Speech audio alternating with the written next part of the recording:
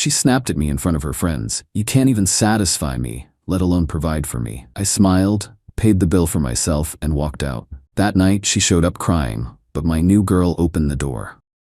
Hey viewers, just a quick thanks. Over 14% of you are already subscribed, and it means the world. If you're new here and enjoy these stories, join the family by hitting that subscribe button. We're on the road to 10,000. Alright, so I know how this sounds, but bear with me, because this whole thing is wild. My ex-girlfriend Vanessa and I dated for about 8 months. I'm 25, she's 24. Things started good, but the last few months she'd been getting more and more demanding about money and making comments about my lifestyle. I work as a plumber and own my own business. Make really good money actually, but Vanessa always acted weird when people asked what I do. She works full-time as a manager at some upscale boutique downtown, so she's around fancy stuff all day. We live together in my house, which I own outright. Been living together for about 4 months. But lately, Vanessa's been making comments about upgrading to a bigger place or a better neighborhood. Everyone at work lives in those new downtown condos, Mike. They're so much nicer than this place. Babe, this house is paid off. Why would we move somewhere we'd have to pay rent? Because it's about more than just money. It's about lifestyle.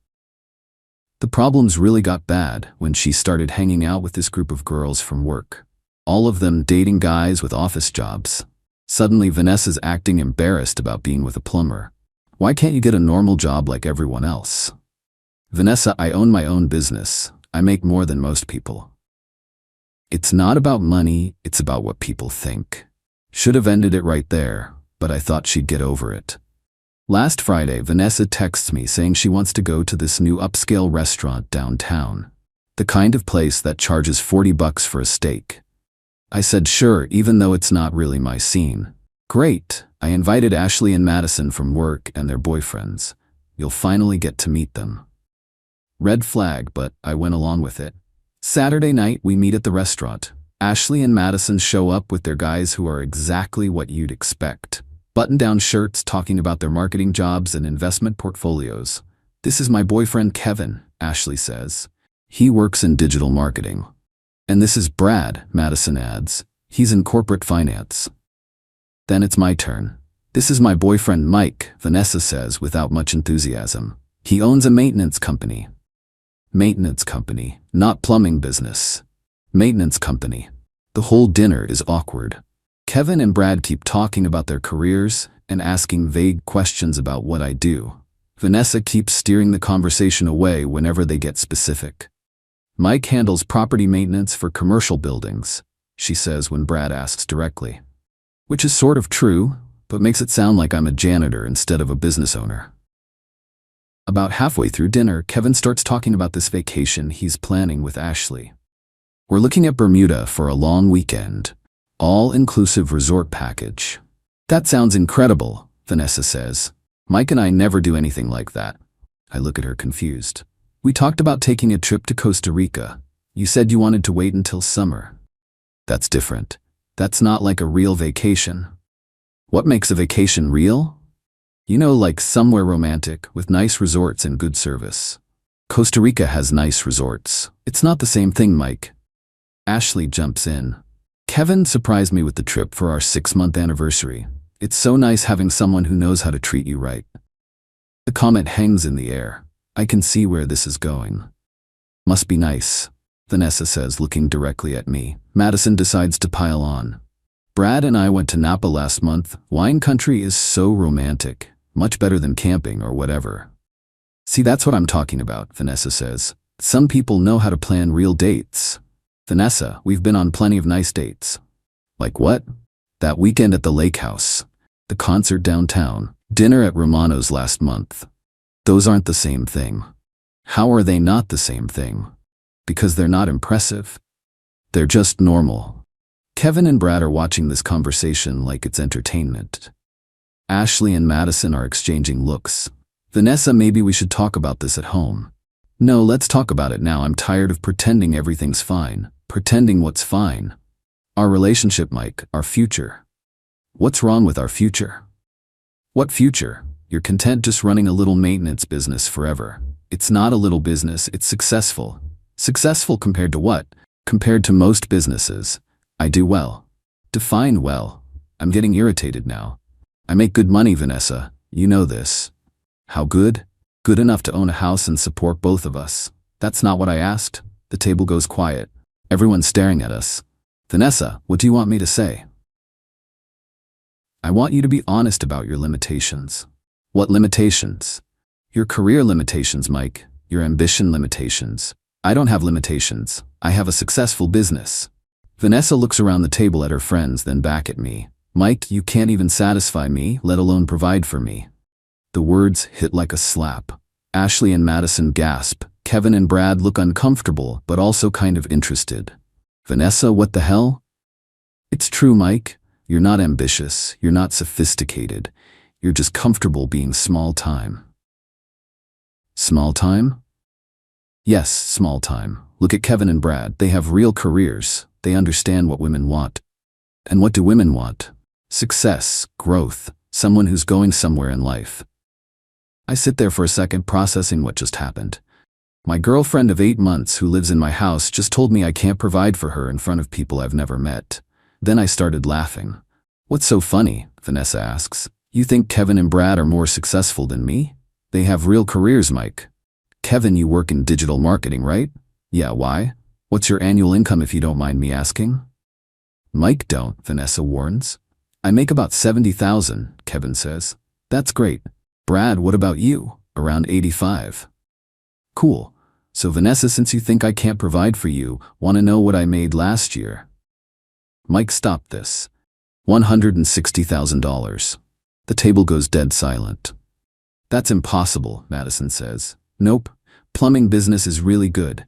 Emergency calls, commercial contracts, new construction. I'm booked 6 months out. Ashley looks shocked. You make twice what Kevin makes. Yeah, but apparently that doesn't matter because it's not sophisticated enough. Vanessa's face is bright red.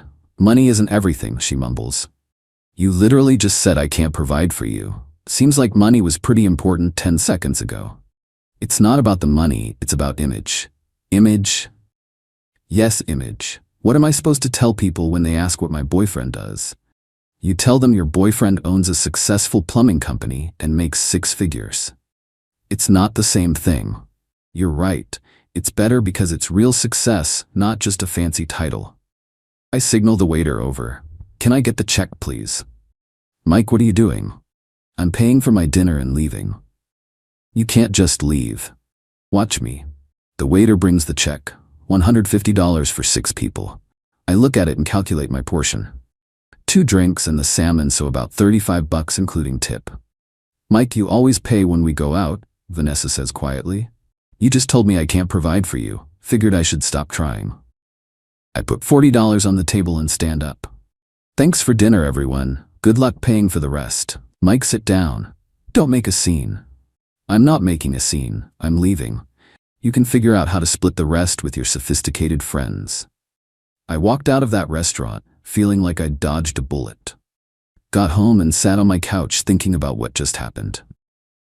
Vanessa had been living in my house for 4 months, eating food I paid for, sleeping in a bed I bought, and she just told strangers I couldn't provide for her. My phone started buzzing around 11 p.m. Texts from Vanessa. Mike, I'm sorry. I didn't mean what I said. Ashley had to lend me money for my part of dinner. Can you Venmo me back? Mike, please answer me. I'm getting an Uber home. We need to talk. I didn't respond to any of them. She got home around midnight and tried to talk to me, but I went to my bedroom and locked the door. Sunday morning she was gone when I woke up. Left a note saying she was staying at Ashley's for a few days while I cooled off. Sunday afternoon, I was at the hardware store getting supplies when I ran into this girl, Emma, from high school. We'd been friends back then, but lost touch after graduation. Mike? Oh my God, how are you? Emma, hey. I'm good. What are you up to? Just moved back to town last month. Got a job at the hospital as a nurse. We talked for like an hour in the parking lot catching up. Emma was smart, funny, down to earth, complete opposite of Vanessa. We should grab coffee sometime, she said. I'd like that. We exchanged numbers and made plans for Tuesday. Monday, Vanessa came by the house while I was at work and packed more of her stuff. Left another note saying she needed time to think about us. Tuesday, I had coffee with Emma. We talked for 3 hours about everything. Work, family, goals, dreams. She was impressed that I owned my own business. That's amazing, Mike. Starting your own company takes real guts. Thanks, it's been good to me. I bet. Plus you're helping people. When my bathroom flooded last year, I would have paid anything to get it fixed fast. Completely different reaction than Vanessa's. Wednesday, Emma came over for dinner. I grilled burgers and we watched a movie. She loved my house. Mike, this place is beautiful. You own this whole house? Yeah, bought it 3 years ago. That's incredible. Most people our age are still renting apartments. One of the benefits of getting into business early. Thursday, Vanessa texted asking if we could meet to talk. I ignored it. Friday, she called my mom. They'd met a few times when we were dating, so Vanessa had her number. My mom called me later laughing. Mike, some girl called me crying about how she made a mistake and needs you back. What did you tell her?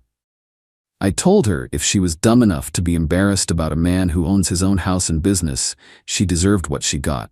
Mom, you didn't. I sure did. Then I told her you were raised better than to chase after people who don't appreciate you. Saturday night, Emma and I went out to a nice restaurant. Real date this time. She looked amazing, and we had a great time. Natural conversation, no complaints about money or status. Mike, can I ask you something? Sure. What happened with your last relationship? You mentioned you recently got out of something. She was embarrassed about my job, thought dating a plumber was beneath her. That's crazy. You're successful and you work hard. What more could someone want? Apparently, a corporate job in an office. Her loss then. When I dropped Emma off at her place, she kissed me goodnight. First time I'd felt genuinely excited about someone in months. The next Friday, exactly 1 week after the restaurant disaster, I was working in my garage when my doorbell rang. Expected it to be Emma since we'd made plans to watch a movie. Opened the door, and there was Vanessa crying with 2 suitcases. Mike, thank God you're home. I've been thinking all week, and I know I can fix this. Vanessa, what are you doing here? I'm here to apologize and move back in. I realize I was completely wrong. You can't just move back in. Mike, please just listen. I talked to Ashley and Madison, and they both said I was crazy for saying what I said. So your friends had to tell you that you messed up? That's not the point. That's exactly the point. Mike, I know I screwed up, but we can work through this. There's nothing to work through. Yes, there is. I love you. You love me now that your friends told you I make good money. That's not true. Before I could say anything else, another car pulled into my driveway. Emma getting out with takeout bags and a bottle of wine. Vanessa turned around and saw Emma walking up. Who is that? That's Emma. Emma who? My girlfriend. Vanessa's face went white. Your girlfriend? Yeah, we've been seeing each other. For how long? About a week. Emma reached the door looking confused about why Vanessa was crying on my doorstep. Hey babe, Emma said, giving me a quick kiss. I brought Thai food. Everything okay? Everything's fine. Vanessa was just leaving. I was not just leaving. Mike, we lived together. You moved out, remember? You needed time to think. I didn't say I was moving out permanently. You packed your stuff and left. That's moving out. Emma stepped forward. Hi, I'm Emma. I don't think we've met. I'm Vanessa, Mike's girlfriend. Ex-girlfriend, I corrected. Mike, tell her we're working things out. We're not working anything out, Vanessa. I'm not leaving until we fix this. There's nothing to fix. You showed me what you really think of me. Emma looked between us, then at me.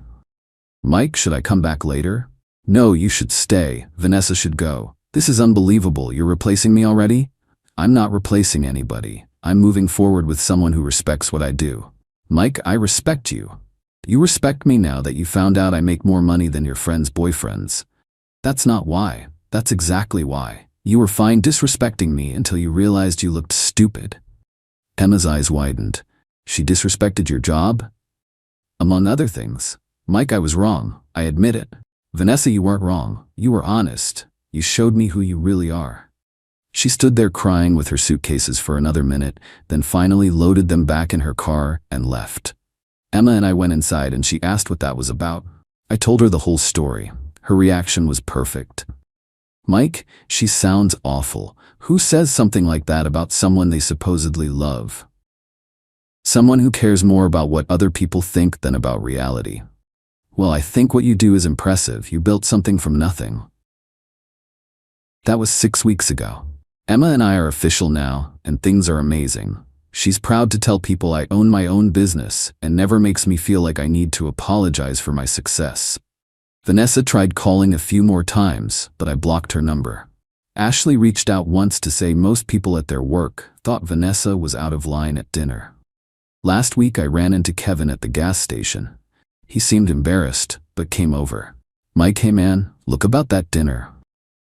"Don't worry about it." "Nah, I feel bad. Vanessa was really harsh. And honestly, I was impressed when you told us what you make." "Thanks." For what it's worth, she's been pretty miserable since you guys broke up. Keeps asking Ashley about you. "That's unfortunate. She moved back in with her parents. Apparently couldn't afford her own place without your help. So Vanessa went from living in my paid-off house to moving back home. Interesting how that worked out. The whole thing taught me that some people care more about appearances than substance. Vanessa wanted a boyfriend who looked impressive on paper even if he couldn't provide what I could. She got so caught up in what her coworkers thought that she threw away financial security for social status. Now she's back at her